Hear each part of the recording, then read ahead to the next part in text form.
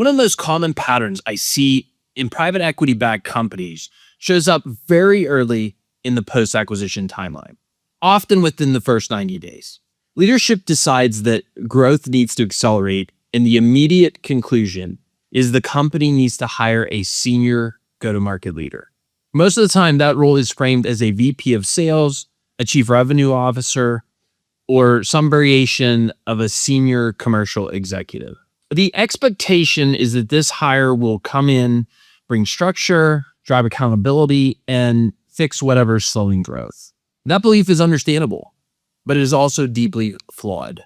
Because in most cases, the issue is not a lack of leadership. The issue is a lack of a system. And hiring a senior leader into a broken or undefined system does not fix the problem. It delays it.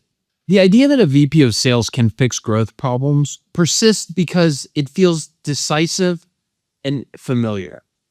Sales is where revenue happens. So when revenue slows, sales leadership becomes the focal point.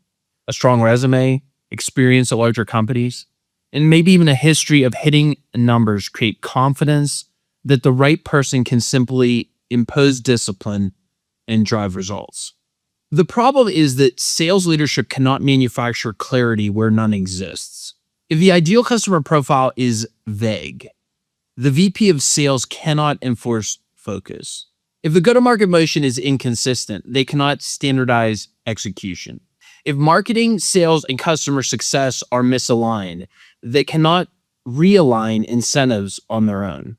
What often happens instead is that the new leader spends the first 6 to 9 months diagnosing the same issues that already existed, while being evaluated on results they cannot yet influence. At this point, the organization has lost time, momentum, and credibility. Go-to-market leadership works best when it is layered onto an already defined system, not when it is expected to invent one from scratch. The first step should always be clarity. Leadership must be aligned on who the company is built to serve, how it wins, and how revenue flows through the organization. Without that foundation, any hire is operating in the dark. Once the GTM strategy is defined, leadership roles can be designed intentionally. Instead of hiring a VP of sales to figure it out, the organization should be hiring a leader to operate and optimize a known system. This distinction matters. Operators scale systems. They don't create systems. When leadership is hired after the strategy is clear, expectations are realistic, onboarding is faster, and impact happens sooner. Another mistake I see frequently is scaling sales or marketing headcount before the organization is ready. Adding more representatives does not fix a broken motion. It multiplies the inefficiencies that already exist. If messaging is inconsistent, adding reps increases inconsistency. If qualification is weak, adding reps increases waste. Before scaling headcount, companies need operational leverage. That means clear ICP definition, documented sales stages, consistent messaging, and agreed upon handoffs between teams. It also means having enablement tooling and reporting in place that supports repeatability. In many cases, the most valuable early hires are not quota-carrying roles. They're leaders or operators who bring structure, alignment, and process to the system before volume is added. Mishiring at the leadership level is not just expensive, it is slow. When a senior GTM hire is misaligned with the company's reality, the organization often spends months trying to make the fit work. Messaging shifts, priorities change, teams are reorganized, confidence erodes. Even if the hire eventually exits, the damage remains. Momentum is lost, teams are fatigued, and trust in leadership decisions decline. In many PE-backed companies, a single mishire can stall growth for 12 to 18 months. This is time most investments cannot afford to lose. If you are operating or investing in a PE-backed company, there are a few practical steps you can take to avoid these traps.